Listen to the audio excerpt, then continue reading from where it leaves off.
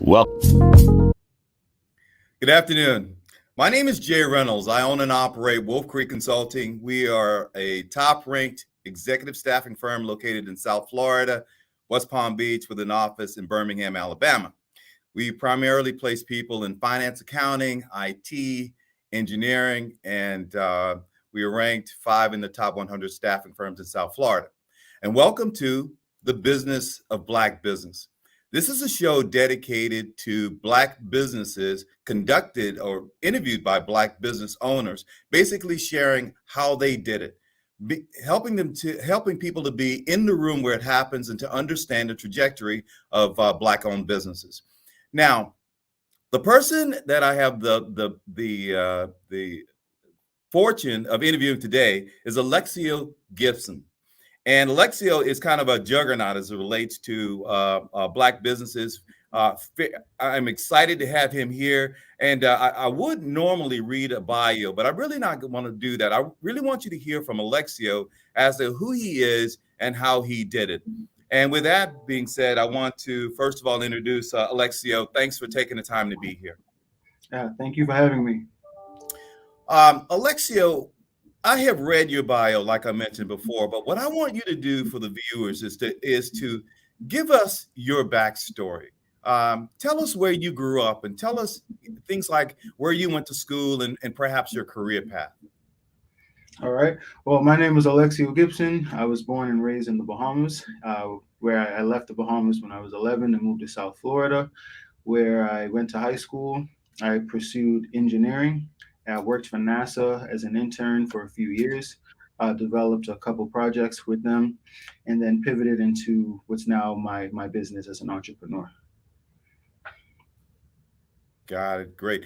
Now, I want to talk a lot about your business, but a little about you personally. As I understand it, your business went from zero to $7 million a year. That's quite an interesting trajectory. So I really want to get into that, but I really want to talk about you personally and what makes you up before we get into talking about your business. I understand that at one time you weighed over 500 pounds, and tell me what helped you to decide to lose that weight and the process that you went through to do that. Well, what helped me to make that decision was spending time with a doctor when I was 19 years old. He told me that I wouldn't live to see 30 if I kept going on that track. So that shook me and my family up a lot.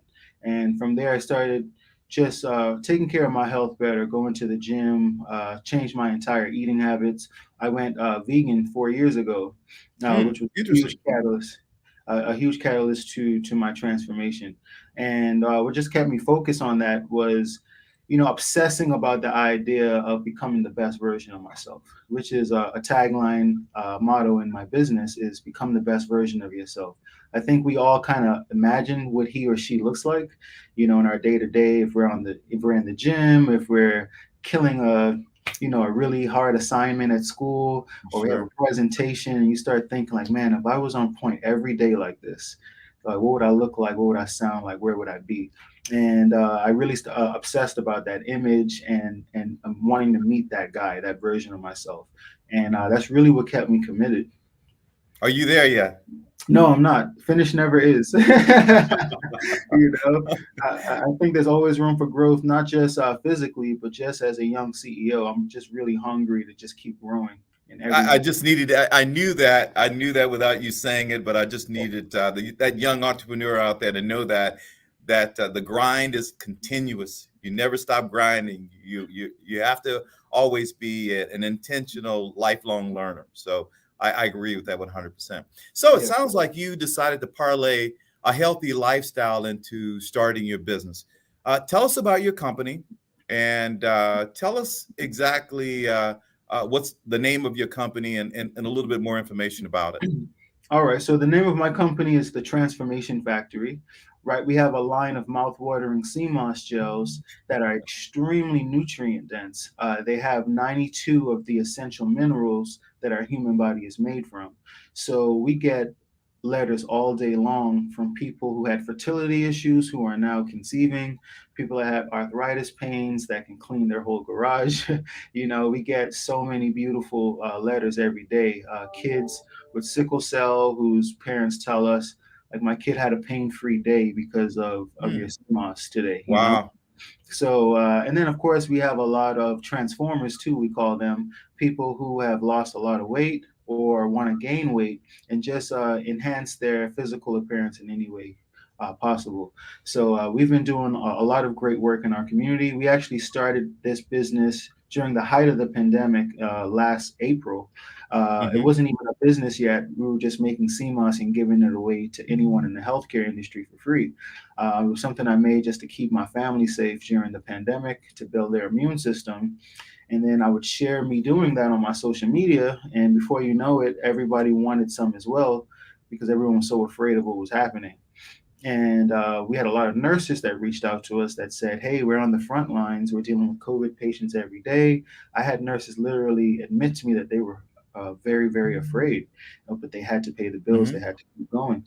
So it's like, there's no way we could have charged them. It's like, "Hey, just what's your address?" We were shipping Yeah. CMOS all over South Florida, and then it got so big that I had to open an online store just to manage the orders. And I opened an online store just to help manage it, not thinking that it was going to explode my business. But because people were buying online and leaving reviews, Google and all the search engines put me to the top of the search engine because of the traffic we were getting. And then that's when our business went from being very local to global. We started getting orders in Australia, Germany, all the states, and just it just kind of exploded overnight. I got to tell you, it's an interesting story that, I read parts of your bio that basically says that you were about to be evicted from your house Yes. and now your business is doing, $500,000 a month, which is an incredible story. But we got to talk a little bit about selection of the product and how you got there. I want to know, how did you select CMOS as a product not only for a healthy lifestyle but as part of a business model? And tell us a little bit, give me a little bit, because I'm not Caribbean and I don't have that in my background in terms of the discussion about that coming up as a kid. Talk to us a little bit about what exactly is CMOS and why, some of the properties that you talked about before. Well, CMOS is a marine algae powerhouse that has all of these essential minerals. It grows naturally in our oceans. And the history of CMOS predates all the way back to the 1600s.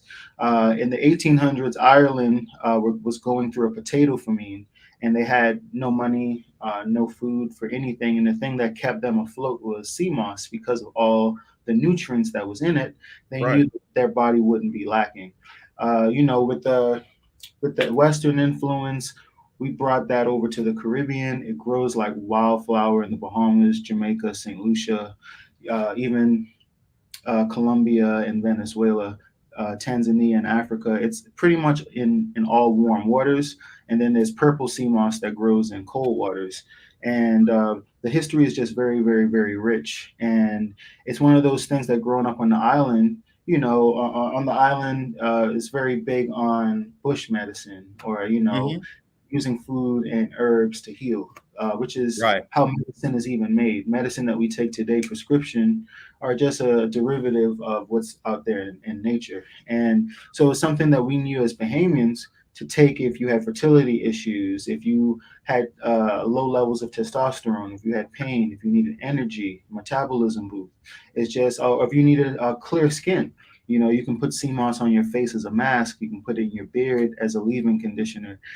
So it just has so many uses. You can even mix some in water and water your plants, and your plants grow better because they absorb the nutrients as well. Wow.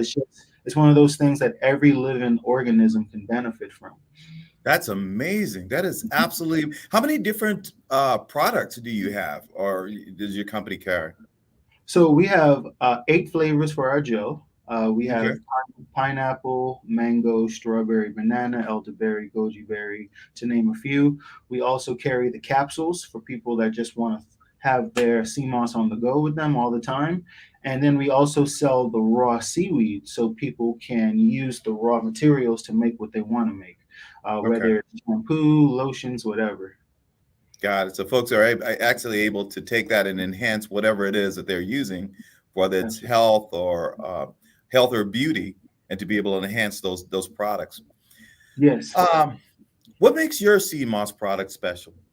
I mean, obviously, you know, I got to tell you before doing this interview, I had to do my research, right? Yes. So I Yes. looked online. There's a bunch of that. So Yes. tell me what separates you from everybody else. Well, I think my science background definitely separates me from everyone else. Being a biomedical engineer working for NASA, I am a numbers guy, I'm a in the lab guy, and our process is different because of how we grow our sea moss, where it's harvested, how it's prepared. And even my staff, we have a line of chefs who I've had to train on how to make the product, and our process is just very, very smooth. Our flavors blend very well together. We Okay. actually had a group of children that we used to test our product on before we released it to the public, because children are extremely picky eaters and very, very, very honest. And we knew if we can get them to enjoy it, that everybody else would. So we put a lot of time into the formula. I literally have a notepad this thick with probably 50 different variations, measurements to get the perfect mixture for every single flavor. And I obsessed about it like a scientist, even measuring down to the drops of water until Wow. we got to our formula today. And it's by far, I can say with pride, that we have the best formula on the market. And it's a part of the reason why we've been able to come into an overly saturated market and completely own the niche within less than half a year. And I got to talk about that. Tell me, you are obviously a success story, and you're right. I mean, a rocket ship, as it relates to going from zero to 120 miles an hour in 4 seconds. You know, Yes. that's crazy. My question to you is, talk to me a little bit about the speed bumps along the way, because what we want under entrepreneurs out there, would be entrepreneurs out there, to glean from this is the fact that, hey, look, it doesn't happen overnight, right? There are hiccups, there are speed bumps, and the guy who works hard to overcome those are the guy who typically who wins. So talk to the audience a little bit about that. Well, yes, there were a lot of challenges, and there were fires that we had to put out very, very fast because of the massive growth of the business. One of the first issues that we had was materials. In the beginning, we were buying supplies from local places like Target and Walmart and Office Hmm. Depot and Retail. Yeah. retail. So, one, retail is extremely expensive, one. And then, two, our volume got to the point where my mother, myself, and another friend, we would divide and conquer and visit every Walmart and Target within a 30-mile radius and just clean them out of mason jars and packing peanuts, tape, boxes, everything. And it got to a point where that wasn't even enough. And we had to start negotiating deals with large vendors that can get it delivered. Another challenge was, like most businesses, like Amazon, Apple, Windows, we started in our home. We started at home, Right. we started in our garage. Garage, right? In our garage, yes. And we had a nosy neighbor syndrome, where we have all these secret letters going to departments like, hey, it's a lot of activity over here. Yeah, yeah, yeah, And yeah. So cops rolling up in the middle of the night, that kind of thing. well, we had a neighbor that he pretty much was filming us through his curtains, being real creative. And a challenge that I had as a young Black entrepreneur was even getting commercial space. I literally had problems where I would put bids on properties that were vacant for over a year, but the minute I did a walkthrough and they saw it was a young Black CEO, all of a sudden the property is no longer available. I've Wow. had that happen 5 times to me. And then I got a letter saying we have to be out of the house in 10 days, otherwise we have to shut down the business. By by grace, we found a place 7 days later. So that was a major, major challenge, just finding a spot, getting the material, and then also hiring staff in the midst of COVID when Right. everyone's getting these massive unemployment checks, and it's like, why should I work? So If I can stay home and make $15 an hour from the government, and make another $10 an hour from Uncle Joe, who's going to pay me under the table, why go yeah. to work, right? I'm in the So staffing world. I'm in the yes, staffing business, yes. so So I you got to tell you, understand. I So got I the was T-shirt. so Yeah. I was very short staffed in the beginning. It was just myself, my grandmother, who's 80 years old. She would decorate the jars. Wow. My little sister would tape boxes. My mom would clean CMOS. And our volume had got so big that I put myself in the hospital going 2 days making product without taking a rest, any sleep or anything. Wow. And when I came out, that was the reality that I had to aggressively start building a team. So these were some of the challenges that I faced. And even now, our business, we're in a commercial place now. We have about 35 employees.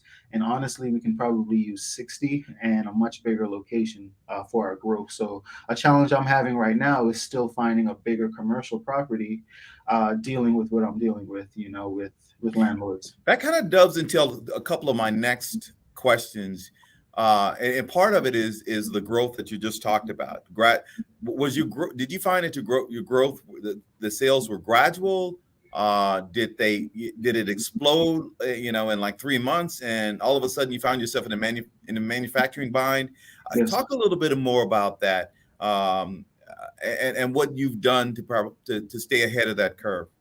Yes. So it did kind of happen overnight where it wasn't so gradual. In the very beginning, I would say maybe the first 2 months, it was gradual to an extent. We were still doubling our numbers bi-weekly, but Hmm. the big explosion we had was, I would say, about October of last year. We attracted another CMOS company in Atlanta that wanted to resell our product instead of making their own Got because it. because of our reviews. And they started sending us over 1,000 orders a week at one point when we were used to at Wow. that time maybe 200 orders a week.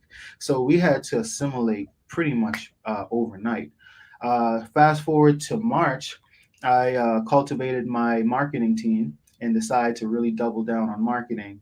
And that was a great decision, but it was also a stressful outcome because our business grew 800% in 1 month once we've developed a media team and a marketing team. Wow. And at that point, it was, I had staff clocking out at 4 in the morning. It was really, really intense, and it kept us all up. But we were just so excited about the growth and the impact and the outreach that, I have an incredible team. And they pretty much wrote it out. And that's how I was able to assimilate. One of the key things was relationships, really pouring into your team, showing them that you really appreciate them, including them, making plans with them, and they go above and beyond the call of duty because of the relationship that we have. Okay. Hey, that's actually a great story, and you take care of your people, and your people absolutely take care of you every time. Yes. Um, let's talk a little bit about financing, right? I mean, we, I've been around for 20 years and certainly been through the ups and downs of financing and making sure that my business, the cash flow, kept up with our revenues. Talk to me a little bit about that for you. How did that happen? And what's been your experiences, and what advice would you give to, let's call it, entrepreneurs out there that basically find themselves on that cutting edge of something great? I'm sorry. The question is, how do you acquire Yeah, the finances? finances. I mean, getting the finances in order to be able to run your business. What's your story about that? How were you able to fund your business? Well, I actually started my business with a $40 investment. Every weekend, I would go to the farmer's market and I would just buy pounds of sea moss for the house. And during the lockdown, everything was closed, and I had about 6 to 10 pounds of it left. And literally, I just took that investment and started making the product. And as money came in, I would take I would take out the profit margin and just double down on material, ordering more CMOS, ordering more glass. And then once that flipped into more profitable orders, the profit margin and the business bank account just progressively got larger and larger, where I could buy more and more material and never run out. And the profit margins was very, very healthy. They still are today, making us extremely profitable. So, managing this business financially hasn't been difficult, just because, it has been very, very profitable. Hmm. And because of that, we haven't had any loans or any officers, Wow. when else come into the business. So I would say to any up and coming entrepreneurs, just to make sure that your profit margins are very healthy. If the product costs you $20 to make, and you sell it for $23, it's not a big enough margin because things happen. Things get delivered damaged, things get stolen. People want refunds. Sometimes they charge back with their bank, even if they got the product, Uh-huh. and you have to factor in for those negatives, those unexpected. So you definitely want to make sure your profit margins are very healthy and uh, you can afford chargebacks, refunds, damages, any of those hiccups, and to not to splurge.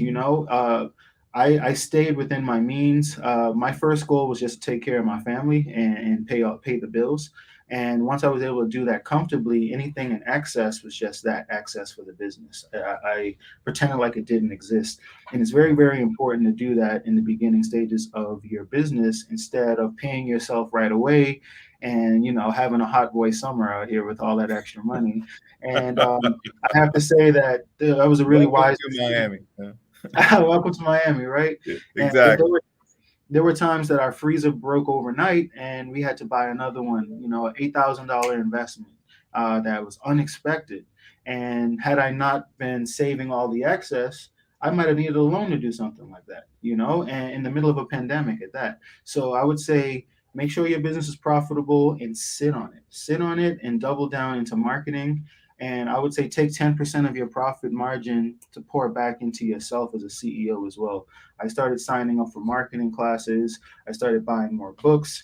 I hired mentors who were making millions in e-commerce just to have a conversation with them or to be in their classes. Right. And I literally just became a student again. It was like I was back in school. So Yeah. definitely pour into yourself, keep growing, and save all your profits to keep expanding your business. Well, a couple of other things that are going to be really important to me to understand, and maybe for the viewing audience to understand. What's your vision? Where are you headed? What does your company look like in 4 or 5 years? Well, Without giving away the secret sauce, right? yes, Um, because but they're watching.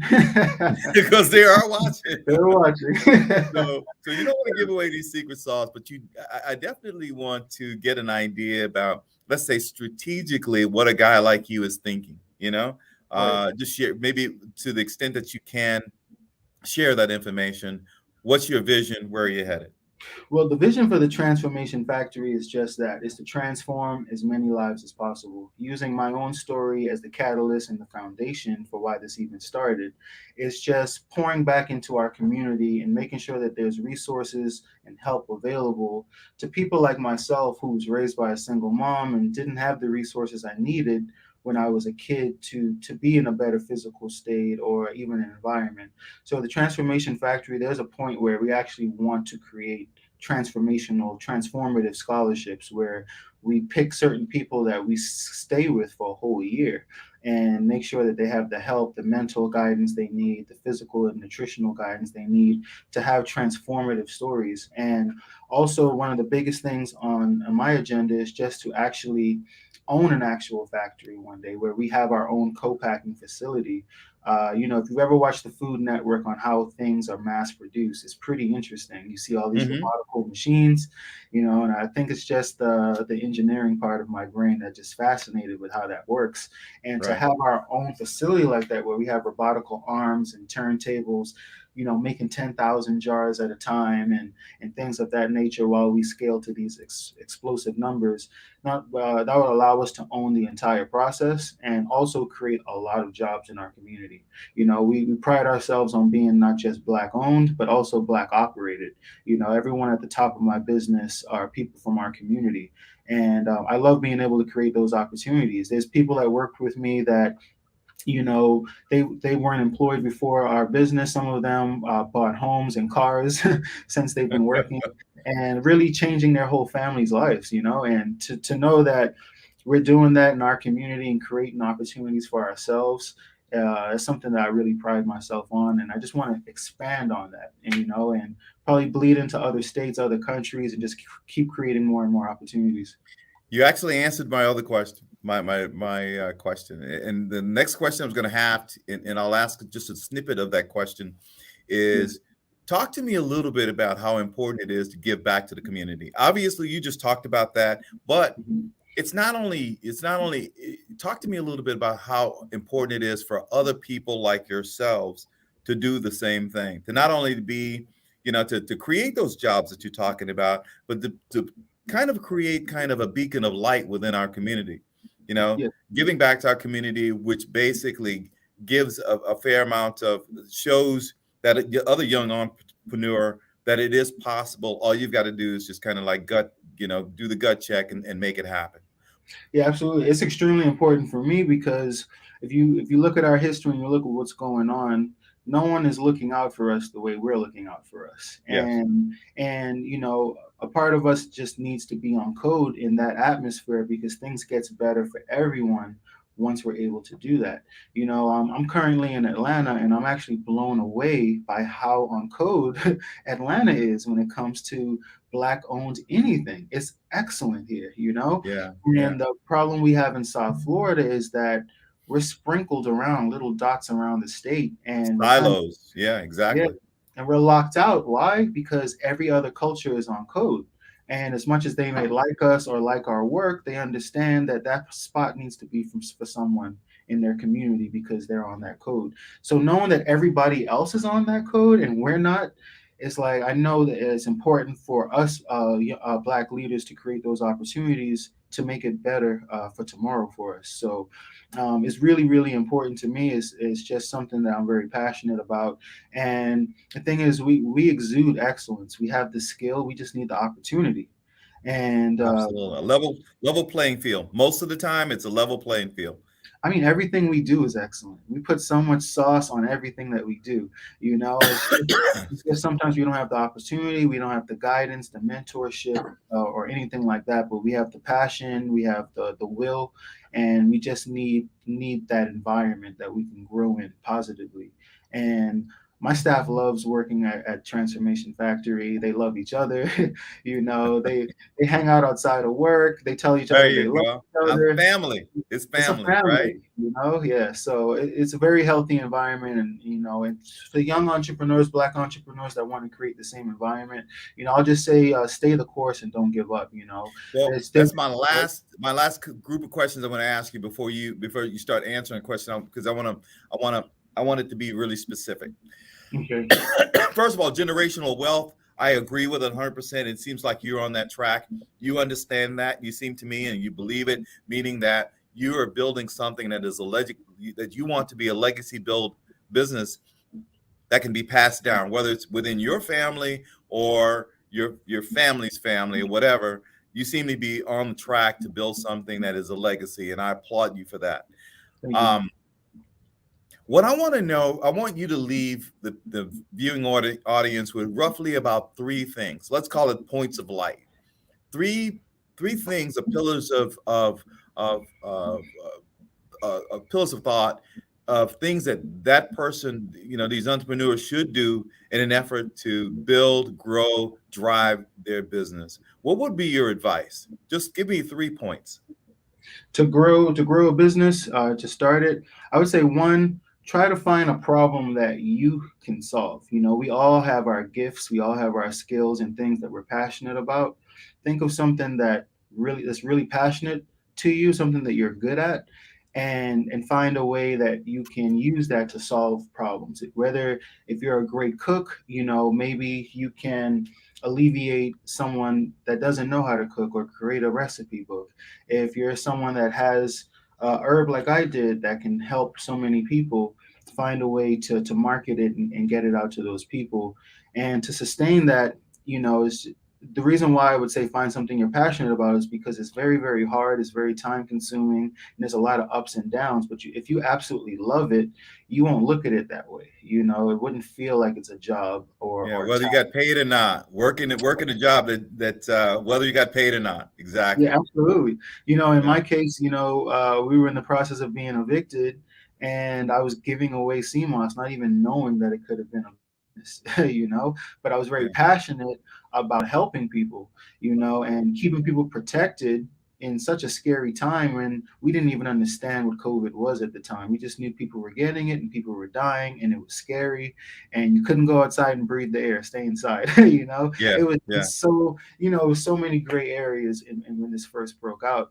And I was just really passionate about making sure that my family was safe, my friends were safe, and it didn't matter how long I was in the kitchen because I knew I was making a big difference, and that's what kept me going. That outreach.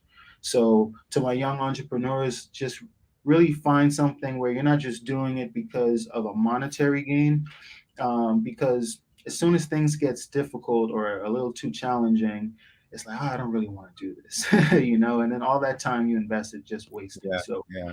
find something that you're really good at, you're passionate Somebody at. said, I think big. Yeah. Mhm. Go ahead. No, I was just saying that one of the other guests said, "Don't chase the money. Don't chase the Yes, money. You know, yes, chase the vision, and the money part of it will take care of itself." Go ahead. I don't mean to interrupt you because I really want to get your thoughts. What else do you? yes, That's two, right? What? Yeah, one yes. more, or that's it.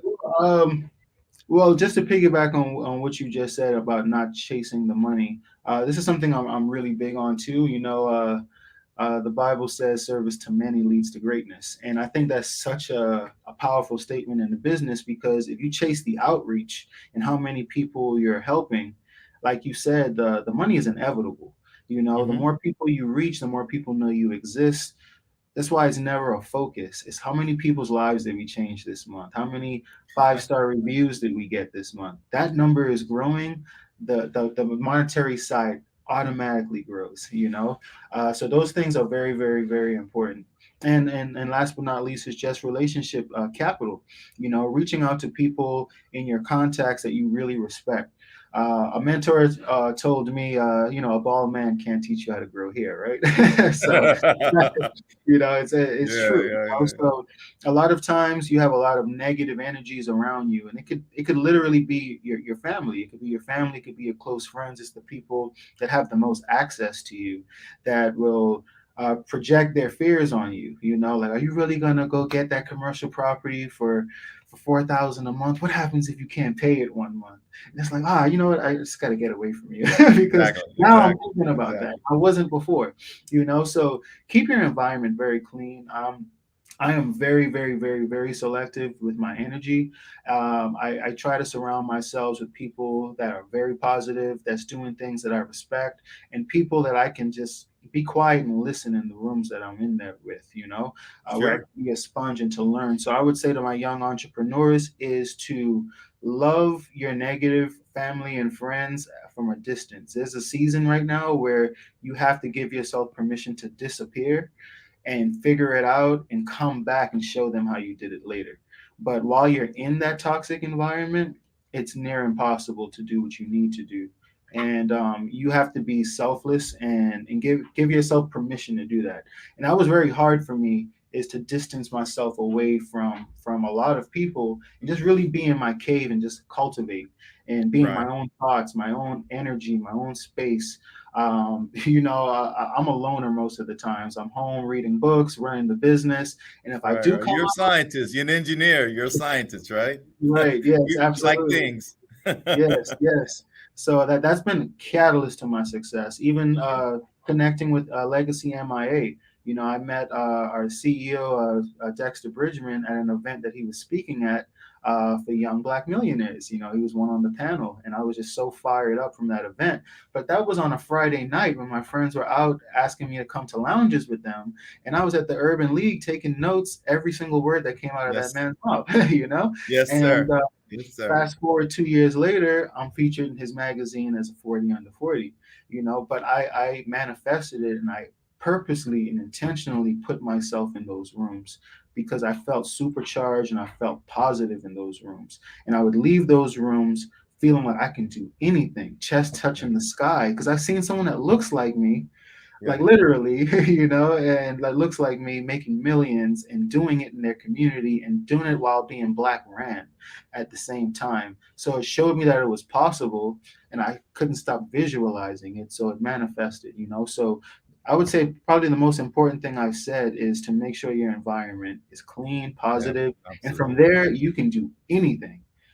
So Exactly. Exactly. yeah, You don't want enablers around you that enable you to do bad things, right? absolutely not. Well, or to fail, enable you to fail. You don't want those kind of enablers around you. Yes, At yes, any rate, I got to tell you, Alexiou, this has been an amazing time for me to spend with a young brother that I believe is doing really well. Not only yes. doing really well financially, but the space that you're in, the mental space that you're in is really refreshing to me to hear. And I know that you're going to continue to give back to the community. That's also important to me. That's why I do this show. It's purely because of that. Not necessarily, it's not me. It's the guy behind me, the guy or the girl behind me. It's important that we continue to do what you're doing right now. Create jobs and create opportunity.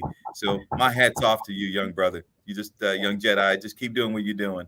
All right. Um, so before we go, a couple of things. Tell us how to get your products. You did that once. I'm giving you the opportunity to do it again. How to get your products, your website, all that stuff, and then we'll say goodbye. All right. Sounds good. So you can get my product. You can get my product at cmostransformation.com. Excuse me. At cmostransformation.com is our website, and you can also follow us on Instagram at CMOS Transformation, and my personal IG is at Alexiou 2.0. Cool. Perfect. Sounds great. Alexiou, again, thanks very much for your time. Continued success, brother. Keep making a difference. Really proud of you. And finally, I want to thank the sponsors that make this show possible. The Florida Lottery and Desmond and Dover Insurance Company. I always get that screwed up. Sorry about that, Victor. Um, the Desmond and Dover Insurance Firm. Thank you very much. And the Florida Lottery. This has been an amazing interview. Thank you very much again, Alexiou, for your time. And thank you guys at MIA for all that you do in making this possible. You guys have a great day. All right. Take care. Bye-bye.